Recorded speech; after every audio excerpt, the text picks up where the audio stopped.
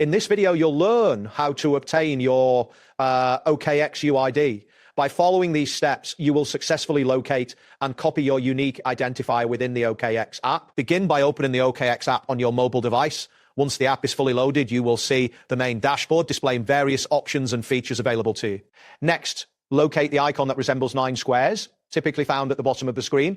This icon represents the More section, which contains additional features. Tap on this icon to proceed. After tapping the 9 squares, a new menu will appear with various options. Look for the profile icon located at the top left corner of this menu. This icon usually resembles a person or a silhouette. Tap on the profile icon to access your account details. Once you are in the profile section, scroll down until you find the account information section.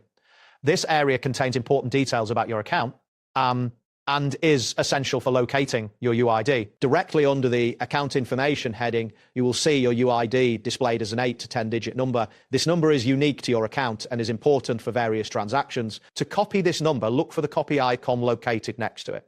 This icon typically resembles 2 overlapping sheets of paper. Tap the copy icon and you will receive a confirmation that the UID has been copied to your clipboard. You can now paste it wherever necessary, such as in customer support inquiries or for verification purposes.